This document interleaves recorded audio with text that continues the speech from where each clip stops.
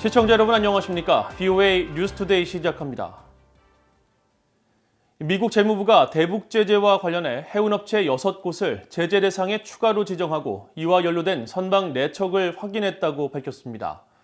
이들 업체 및 선박들은 유엔 안보리 대북 결의를 어기고 북한산 석탄 거래에 지속적으로 관여해왔다고 재무부는 밝혔습니다. 첫 소식 오택성 기자가 보도합니다. 아프리카 국가 토고에 등록된 화물 선박 아시아 브릿지입니다. 이 화물 선박은 미국 재무부 해외자산통제실이 이미 대북 특별 제재 명단에 올린 배입니다. 재무부는 8일 아시아 브릿지 등 기존의 제재 대상에 오른 선박 4척을 이용해 북한 석탄을 운반한 해운업체 6곳을 제재 대상에 추가한다고 밝혔습니다. 이들 업체 가운데 중국에 기반을 둔 업체인 웨이아이 후이장 무역과 영국에 기반한 올웨이즈 스무스, 굿 시블링스 등 3개 업체는 각각 선박 아시아 브릿지와 럭키스타를 통해 북한 석탄 무역에 관여했습니다.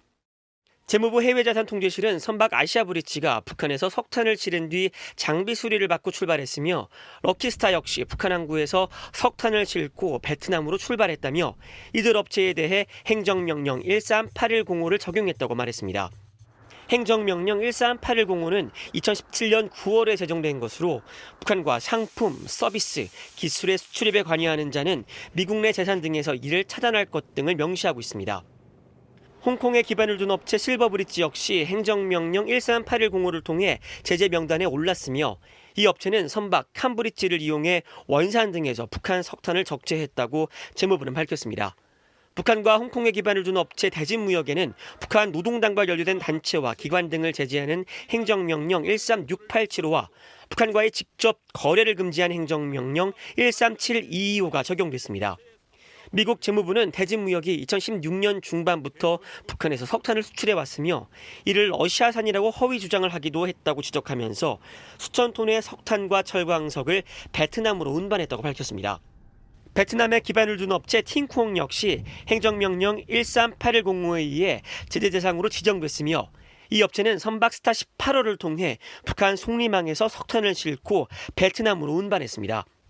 스티브 무누친 재무장관은 북한의 대량 살상무기 자금의 주요 부분인 석탄 수출을 금지한 유엔 안보리 결의를 계속 회피하고 있다면서 특히 수용소에 수감된 인원을 강제로 광산 등에 투입하는 등 북한 정권은 불법 무기 프로그램 개발에 북한 주민들을 착취하고 있다고 지적했습니다.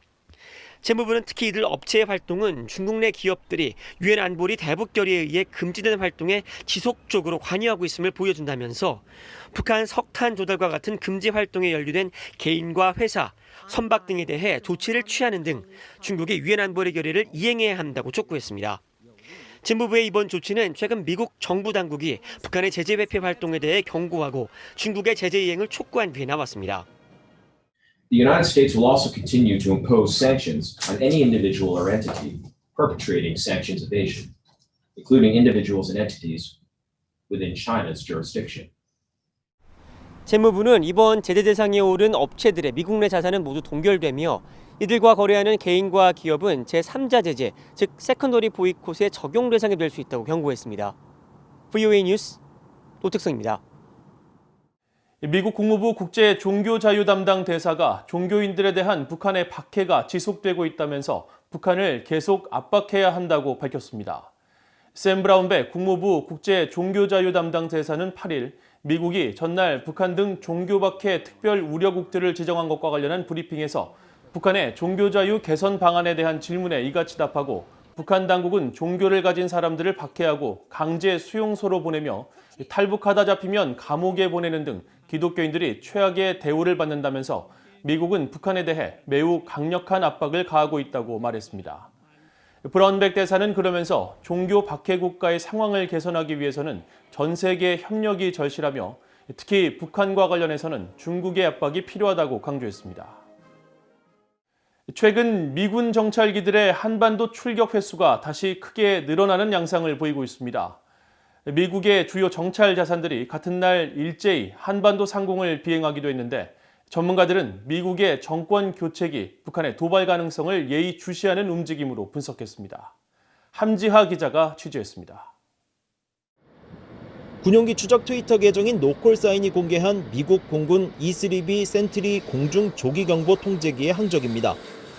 E-3B 센트리는 한국 시간으로 8일 오전 8시쯤 서해 상공에서 포착됐는데 이후 경기도 화성시를 통해 내륙으로 진입한 뒤 경상북도 김천시 인근 상공까지 비행한 것으로 나타났습니다.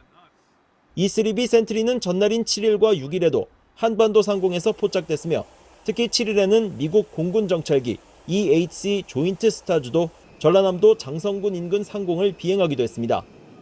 종합해보면 E-3B 센트리는 3일 연속 한국 상공에 출현했고 이 중 7일에는 E-3B 센트리와 조인트 스타즈가 동시에 출격한 겁니다.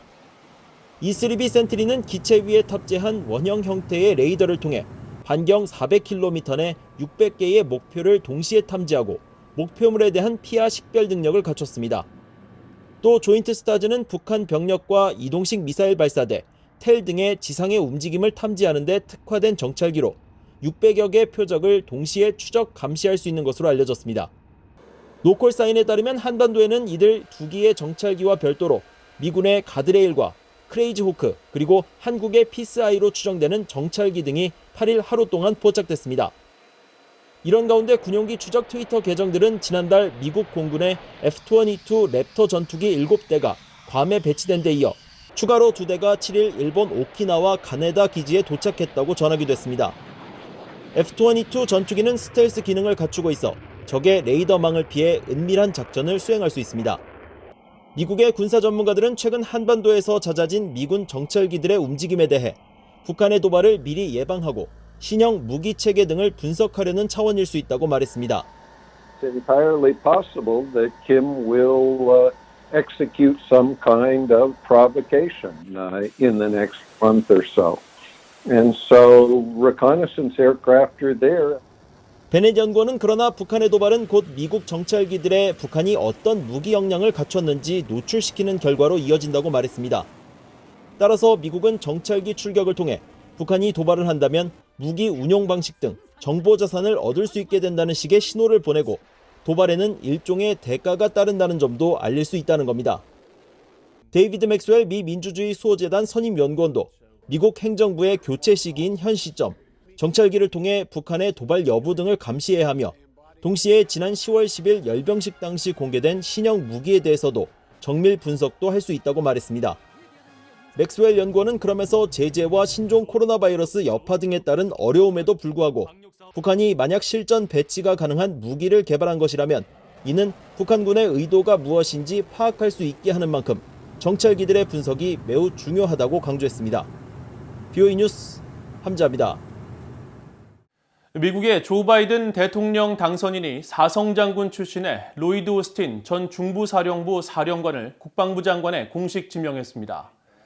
바이든 당선인 인수위원회는 8일 성명을 통해 미국 육군사관학교를 졸업하고 40년 이상 군복무를 하면서 지난 2016년 사성장군으로 퇴역한 12번째 중부사령관 출신의 로이드 오스틴 장군을 국방부 장관에 지명했다고 밝혔습니다.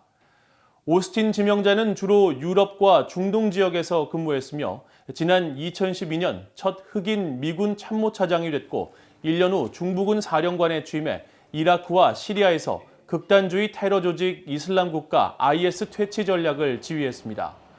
오스틴이 상원 인준 청문회를 통과하면 미국 역사상 최초의 흑인 국방장관이 탄생하게 됩니다.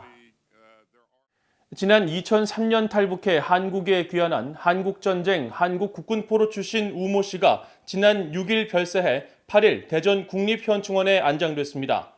손명화 6.25 국군포로 가족회 대표는 8일 VOA에 우모 씨를 비롯해 올해만 장모 씨, 이모 씨, 정모 씨 등 귀한 국군포로 4명이 별세해 지금까지 한국에 귀환한 국군포로 80명 가운데 60명이 숨지고 20명만 남았다고 말했습니다.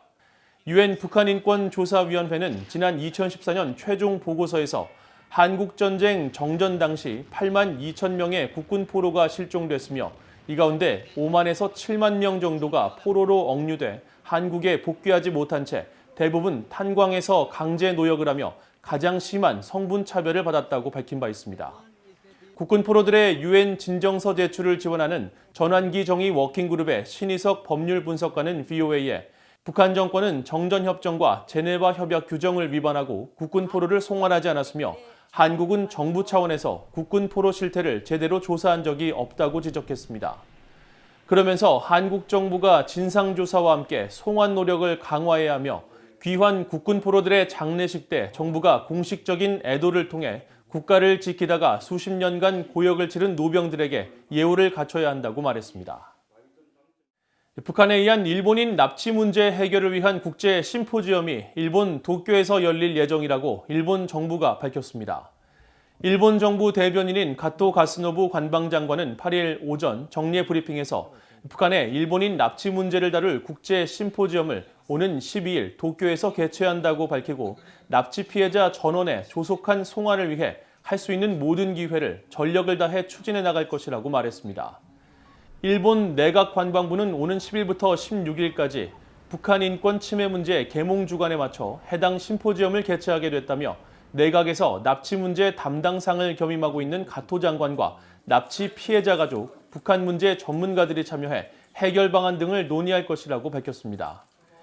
일본 정부는 지난 아베 신조 전 총리 내각 때부터 납북 일본인 문제를 최우선 해결 과제로 내세워왔으며 스가 요시히데 일본 총리도 지난 10월 취임 후 첫 국회 연설에서 북한의 일본인 납치 문제는 여전히 가장 중요한 과제라고 말하고 납치 피해자들의 조속한 귀국을 위해 정부 차원의 모든 노력을 다할 것이라고 밝힌 바 있습니다. 이상으로 BOA 뉴스투데이를 마칩니다. 시청해주신 여러분 고맙습니다.